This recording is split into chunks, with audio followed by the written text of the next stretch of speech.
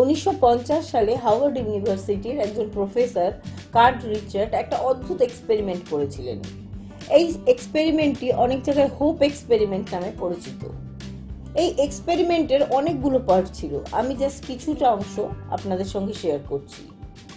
একটা ইঁদুরকে নিয়ে তিনি জলে ডুবিয়ে দিয়েছিলেন এবং সেই ইঁদুরটি কি করলো, জলের মধ্যে পড়ার পর সাঁতার কাটার ভীষণ রকম চেষ্টা করলো। 15 থেকে 20 মিনিট সাঁতার কাটার চেষ্টা করার পর যখন সে প্রায় তার সমস্ত শক্তি ব্যয় করে ফেলেছে এবং তার প্রায় সব আশায় সে ছেড়ে দিয়েছে, তারপরে সে আস্তে আস্তে জলের নিচে ডুবে গেল।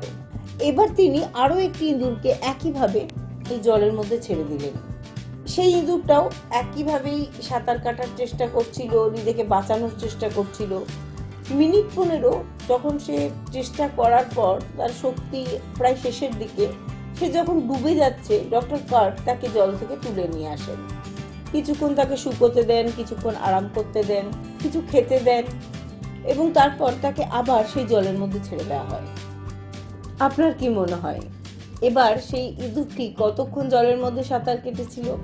5 মিনিট, 15 মিনিট বা 30 মিনিট? এগুলোর মধ্যে কিন্তু কোনোটাই নয়।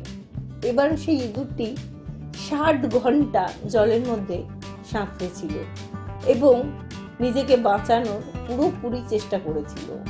সে করেছিল এই বিশ্বাস থেকে যে শেষ পর্যন্ত কেউ না কেউ তাকে ঠিক বাঁচাবে। এই জন্যই সে তার পুরো এনার্জিটাকে নিজেকে বাঁচানোর জন্য লাগিয়েছিল। আপনার ক্যাপাসিটিটা আসলে শুধুমাত্র আপনার মনের একটা অবস্থা। আপনি যদি মনে করেন তাহলে একটা পাহাড়কেও সরিয়ে ফেলতে পারেন। দশরথ মাঝির গল্পটা নিশ্চয়ই আপনাদের মনে আছে। এই গল্পটা কিন্তু আমাদের শিখিয়ে যায় যে হোপ একটা আশা, একটা শক্তিশালী শক্তি যা আমাদের সামনের দিকে এগিয়ে নিয়ে যেতে পারে, এমনকি অন্ধকার সময়েও। হোপ হলো একটা বিশ্বাস যা এই কঠিন সময়ের শেষেও আলো রয়েছে, এই আশাটা আমাদের মধ্যে জাগিয়ে তোলে। এটা কিন্তু আমাদের কষ্ট সহ্য করা, আমাদের চ্যালেঞ্জের মুখোমুখি হওয়ার সময়সীমাটাকে বা ক্ষমতাটাকে আরো কয়েক গুণ বাড়িয়ে দিতে পারে। আশা আর বিশ্বাস, এই দুটোর উপরেই তো আমাদের জীবন নির্ভর করে, তাই না? ইঁদুর আর মানুষের মধ্যে স্পষ্টতই পার্থক্য রয়েছে, কিন্তু একটা মিল আছে। আমাদের সকলেরই সাঁতার কাটার জন্য একটা কারণের প্রয়োজন হয়। ভালো থাকবেন সবাই। আজ এই পর্যন্ত, টাটা।